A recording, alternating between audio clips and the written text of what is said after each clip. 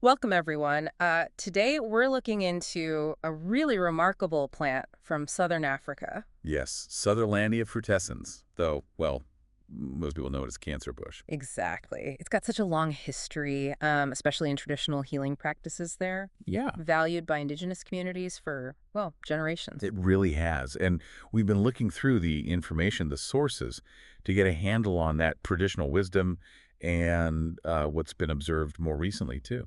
Our goal is really just to explore what it's been used for, historically speaking, and maybe what people have noticed when using it. Hmm. You know, those times when you feel just completely depleted, maybe really stressed out, or perhaps dealing with ongoing digestive issues. Yeah, that feeling of being run down.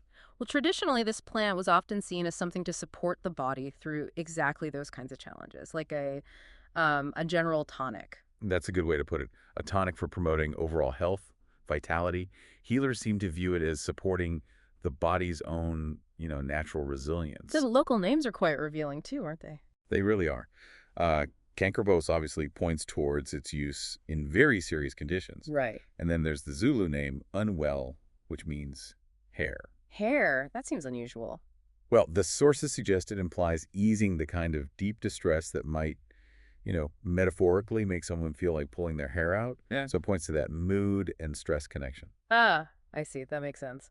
So that link to easing distress and boosting vitality seems quite strong in the traditional understanding. Definitely. Think about conditions sometimes called wasting diseases where people lose weight, lose strength. Okay. Traditionally, it was given to help stimulate appetite in those cases and also to uh, reduce that profound fatigue and to lift mood when someone was weak or under serious stress. And we saw mentions in the source materials, didn't we? Reports where patients actually noted, improvements in appetite and feeling less tired. Yes, those observations line up with the traditional uses, and this idea of support extended very much to digestion too. Ah, right. The stomach issues, Exactly. It has a very distinct uh, bitter taste. which was seen as a good thing. Traditionally, yes. Yeah. That bitterness was considered key. It was a common remedy for a whole range of stomach complaints, indigestion, maybe ulcers, heartburn, that kind of thing.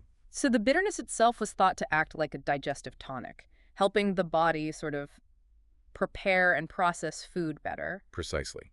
Helping things function more smoothly. And it wasn't just internal discomfort, it was also used traditionally for physical aches and pains. Like inflammation. Yes, pain, inflammation, conditions like rheumatism, arthritis.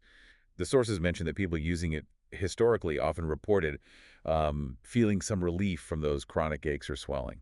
Interesting. And you mentioned something about GABA being present in the plant. That's right. Sources note it contains GABA, which is known scientifically to have a calming effect on the nervous system. Okay. So, traditionally, perhaps that calming quality was observed, seen as helping ease the kind of tension that can make discomfort worse. So if you pull all these different traditional uses together, Right. what does it point to?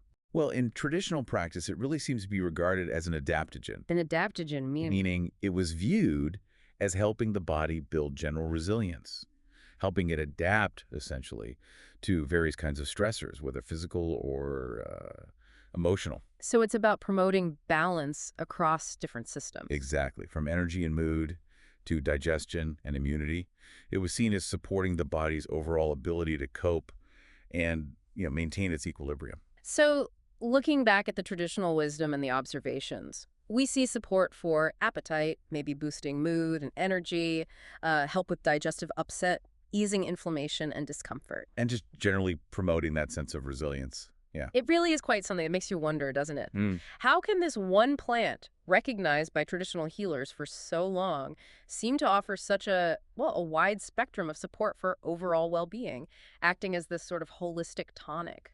It's a fascinating question, looking at how traditional knowledge viewed these connections. Well, if hearing about this has sparked your interest, and maybe you'd like to learn a bit more about cancer bush or explore other natural options for supporting your well-being. We do invite you to visit us at Back to Your Roots Herbs. That's right. You can find more information on our website, www.backtoyourrootsherbs.com, and there's a direct link specifically for cancer bush right in the description below this discussion. Great. So take a look, explore a bit, and see what traditional wisdom might offer for your own path to wellness.